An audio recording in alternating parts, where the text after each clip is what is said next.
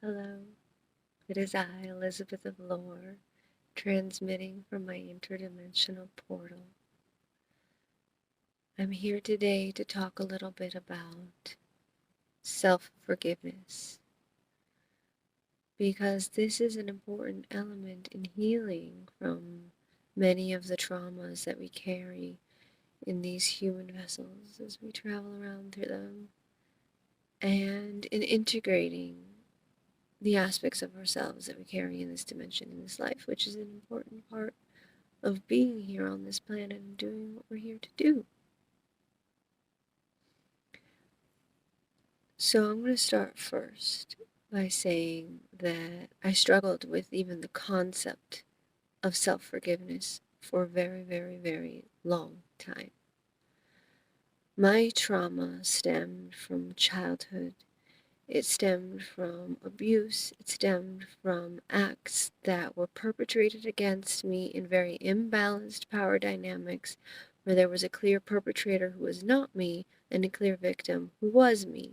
And I don't say victim in a weak sense. I'm just simply saying it in an objective sense. In these situations, when they happened, I was the victim of abuse.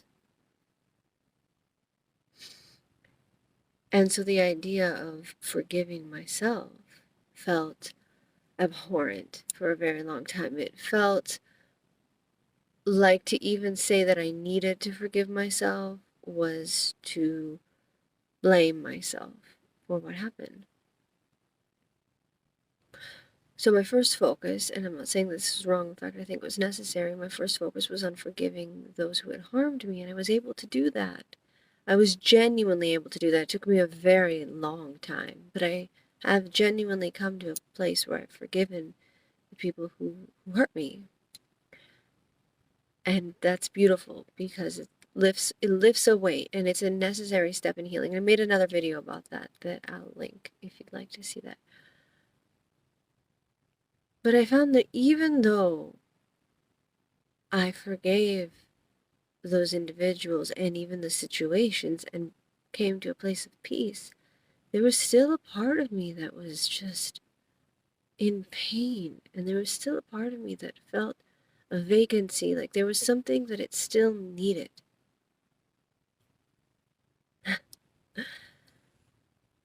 So a lot of what I experienced in my personal trauma was relationship abuse.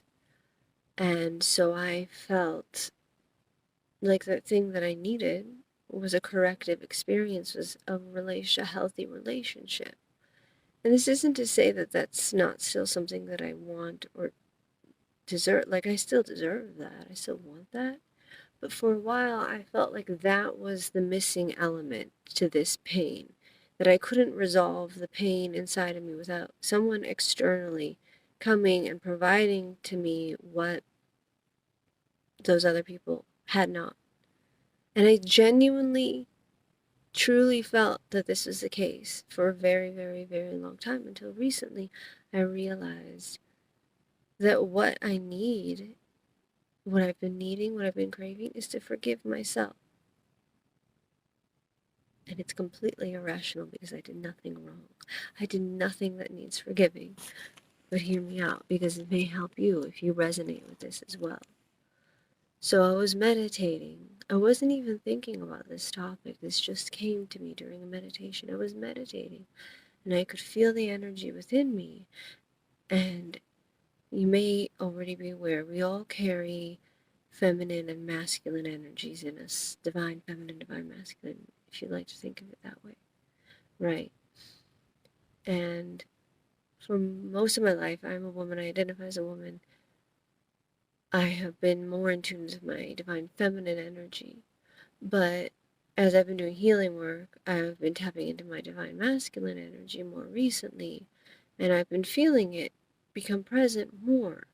And as I was doing this meditation, I came to the awareness that when I feel the presence of the divine masculine energy within me, it's alone.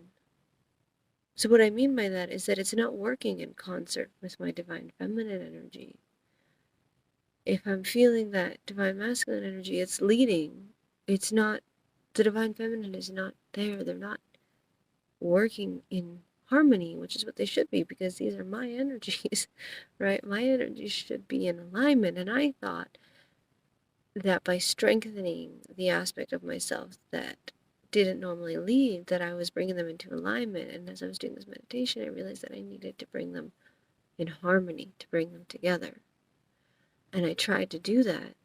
I tried to send love from both of them to each other. And I found that when I was sending love from the divine feminine to the divine masculine energy within me, the divine masculine was rejecting it. And that was a very strange feeling. So I asked myself, why is my own masculine energy rejecting my feminine energy? And the answer I got was shame. The divine masculine energy is a protective energy, right? That's one of its qualities. When it's in its full power, it's supposed to be the energy you use to guide you, to protect you, to direct the actions on this in this dimension. The divine feminine is more nurturing, compassionate, intuitive, travels the multiverse, right? That's how we travel with the divine feminine, regardless of your gender or sex. That's what we're tapping into, right? Is our divine feminine. But our divine masculine is very grounded. It's protective, right? When I was being assaulted, I didn't protect myself. My divine masculine energy didn't do its job. Now, rationally, of course, that's my energy. I was a teenager. I was being manipulated. I was being put in a situation where I was helpless. There wasn't rationally anything I could do differently than what I did. So this isn't a rational need for forgiveness. This isn't a, you did wrong and must be forgiven for the wrong. But that doesn't matter, right? That divine masculine energy within me still felt ashamed. It still felt ashamed that it hadn't protected me, that it hadn't been there to hold and love and protect the divine feminine in me, that it hadn't stopped the divine feminine in me from looking for love in all of these ways that were harmful after that happened, and trying to fill that void by engaging in other abusive and neglectful relationships.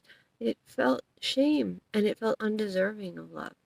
That's what I felt when I tried to send that love. And this is within me. This is all internal, right?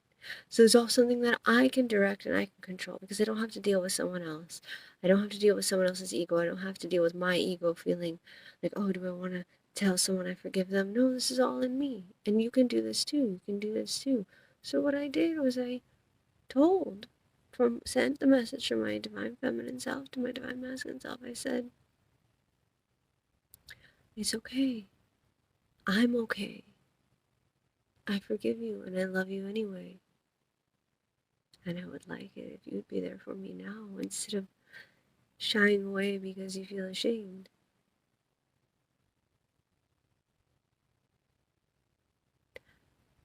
And I'll tell you, I still feel like that divine masculine energy in me is a little bit like wary of itself, almost like untrusting of itself in a sense.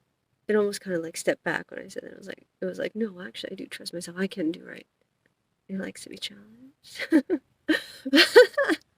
But it's a little tentative, like accepting that love. It's a lot, because for so long it's been partitioning itself away from an aspect of its own self. Because of course this is all my energy. So my divine feminine, my divine masculine have been separating from its own self.